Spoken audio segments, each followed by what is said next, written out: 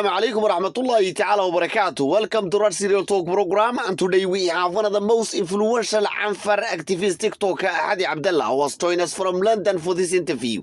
It is a great honor to welcome you once again to Red Sea News Network. We truly appreciate your time and insights. Thank you, Saeed, for having me back. It's great to be here again, and I appreciate the warm welcome. Thank you for joining us once again, Ahadi. I'm sure you've been following up the brutal attacks against Afar people in the recent months. Can you update us on the current situation in the region? There is a consensus among the Afar to prevent the Djiboutian president from running for a sixth term. The Afar and Djiboutian opposition forces will do everything they can to block the sixth presidency of Ismail Omar Guelleh and his cousins. There is also a national and regional consensus to turn the page on his clannish and mafia-like regime. Its only support, like the region, is Hassan Sheikh, who only controls the capital of Somalia. France and the United States have told him not to run again. There are growing rumors that Afar freedom rebel fighters are preparing for an offensive against President Ismail Omar Guelleh and his forces. Can you confirm or comment on this? Since this involves a military strategy, I am not in a position to make any comment on this. We are witnessing increasing tensions in diplomatic relations between Ethiopia and Djibouti.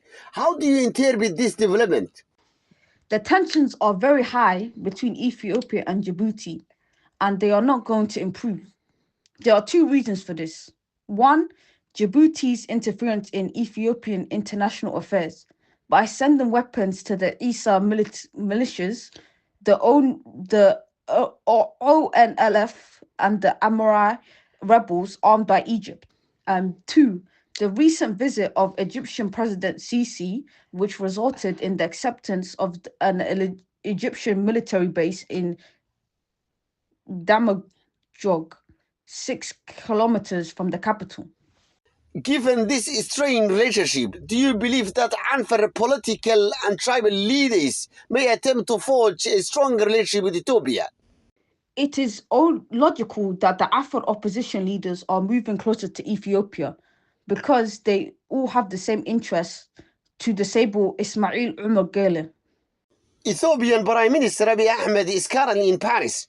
Do you see any possibilities that your president Mohamed Kadami might meet with him there? It is not at all excluded that Kadami will meet Abiy. We will believe that Abiy and Macron are also consulting to think about after Guelleh.